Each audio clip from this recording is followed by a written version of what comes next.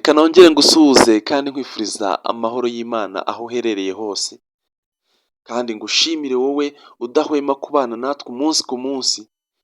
Njye ndacyari wa muhungu wanyu James Legend wamamaye, tugiye kubana muri My Heart Talking and Comment. Tubafitiye inkuru ziryoshye kandi nabisegureho ko tumaze iminsi tutabasha kubana namwe, gusa kuri ubu ngubu twagarutse kandi tubazaniye ibintu byiza ntekereza ko mugiye gukunda nanone mu buryo budasanzwe.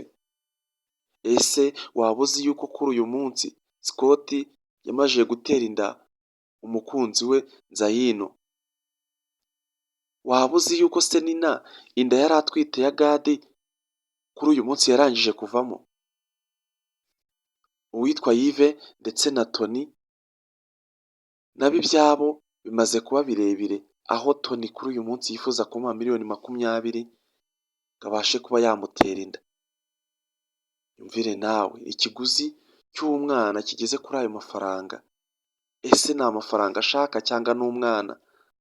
Ibyo ni ibintu ukwiye kwibazaho cyane. Rizos nawe kuri uyu munsi yamaze kubona amahitamo asesuye, kuko yemereye umusore witwa Bobo urukundo. Bobo biramurenga mu buryo bukomeye. Reka nze mbanyuriremo izi nkuru uko zitandukanye, hanyuma namwe mutege amatwi murusheho kuryoherwa. Murabyibuka Tony akimara kuva mu mahanga yashatse ko gusubukura urukundo na Yves, ariko asanga Yves afite undi mukunzi. Arabimubwira ko afite umukunzi, ibintu bitigeze bimushimisha na buhoro.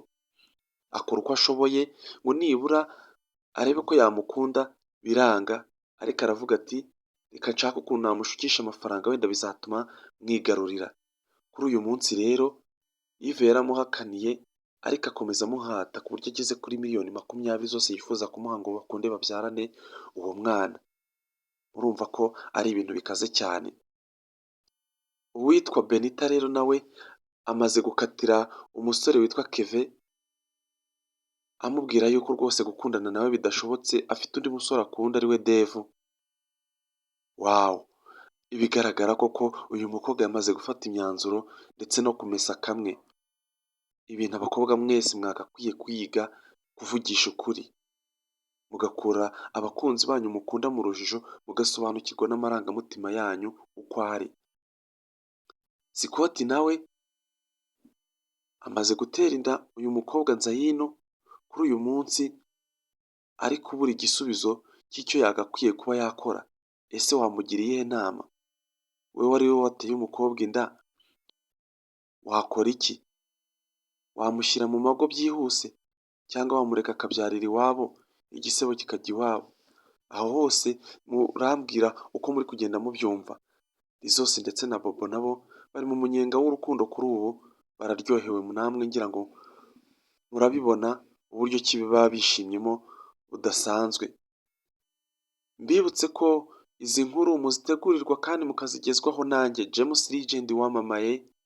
Ndabakunda cyane kandi mbahoza ku mutima, mbabwira nti Imana y'u Rwanda ihorane namwe kandi muri inshuti nziza, inshuti z'akadasohoka.